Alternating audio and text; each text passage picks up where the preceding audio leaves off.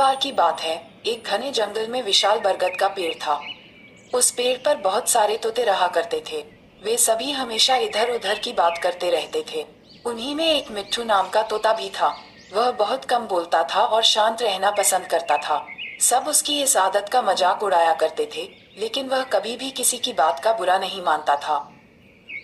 एक दिन दो तोते आपस में बात कर रहे थे। पहला तोता बोला, मुझे एक बार बहुत अच्छा आम मिला था। मैंने पूरे दिन उसे बड़े चाव से खाया। इस पर दूसरे तोते ने जवाब दिया, मुझे भी एक दिन आम का फल मिला था। मैंने भी बड़े चाव से उसे खाया था। वहीं मिट्ठू तोता चुपचाप बैठा था। तब तोतों के मुखिया ने उसे देखते हुए कहा, अरे हम तोतों का तो काम ही होता है बात करना, तुम क्यों चुप रहते हो? मुखिया ने आगे कहा, तुम तो मुझे असली तोते लगते ही नहीं, तुम नकली तोते हो। इस पर सभी तोते उसे नकली तोता कहकर बुलाने लगे, लेकिन मिट्ठू तोता फिर भी चुप था। ये सब चलता रहा। फिर एक दिन रात में मुखिया की बीवी का हार चोरी हो गया। मुखिया की बीवी रोती हुई आई और उसने पूरी बात बताई। मुखिया की बीवी ने कहा, किसी ने मेरा हार चोरी कर लिया है और वो हमारी ही झुंड में से एक है। ये सुनकर मुखिया ने तुरंत सभा बुलाई। सभी तोते तुरंत सभा के लिए इकट्ठा हो गए। मुखिया ने कहा, मेरी बीवी का हार चोरी हो गया है और मेरी बीवी ने उस चोर को भागते हुए भी देखा है। वह चोर आप लोगों में से ही कोई एक है। ये सुनकर सभी हैरान हो गए। मुखिया ने फिर आगे कहा कि उसने अपने मुंह को कपड़े से ढक कर रखा हुआ था, लेकिन उसकी चोंच बाहर दिख रही थी। उसकी चोंच लाल रंग की थी। अब पूरे झुंड की निगाह मिट्ठू तोते और हीरू नाम के एक दूसरे तोते पर थी, क्योंकि झुंड में केवल इन्हीं दोनों की चोंच लाल रंग की थी। ये सुनकर सभी मुखिया से चोर का पता लगाने के लिए बोलने लगे, लेकिन मुखिया ने सोचा कि ये दोनों मेरे अपने हैं। मैं कैसे इनसे पूछ सकता हूँ कि तुम चोर हो क्या? इसलिए मुखिया ने एक कौवे से इसका पता लगाने के लिए मदद ली।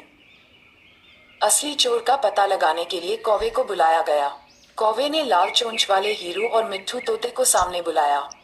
कौवे ने दोनों तोतों से पूछा कि तुम दोनों चोरी के समय कहाँ थे? इस पर हीरू तोता जोर जोर से बोलने लगा, मैं उस दिन बहुत थक गया था, इसलिए खाना खाकर मैं उस रात जल्दी सोने के लिए चला गया था। वहीं मिट्ठू तोते ने बहुत धीमी आवाज में जवाब दिया। उसने कहा, मैं उस रात सो रहा था। इस बात को सुनकर कौवे ने फिर पूछा, तुम दोनों अपनी बात साबित करने के लिए क्या कर सकते हो?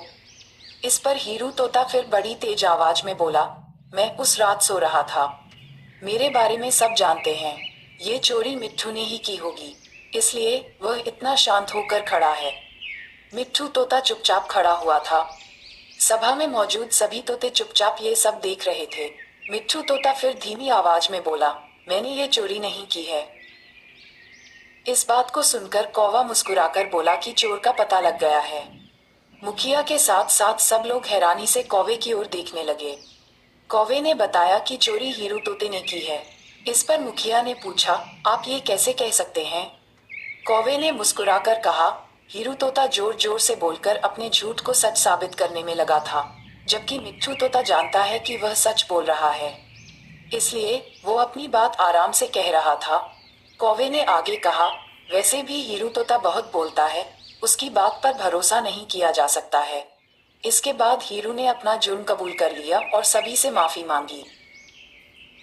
ये सुनकर सभी तोते हीरू तोते को कड़ी सजा देने की बात कहने लगे, लेकिन मिट्ठू तोते ने कहा, मुखिया जी, हीरू तोते ने अपनी गलती मान ली है। उसने सबके सामने माफी भी मांग ली है। उससे पहली बार यह गलती हुई है, इसलिए उसे माफ किया जा सकता है। ये बात सुनने के बाद मुखिया ने हीरू तोते को माफ कर दिया। कहानी से सीख, कभी कभी ज्यादा बोलकर हम अपनी अहमियत खो देते हैं, इसलिए जरूरत के समय ही बोलना चाहिए।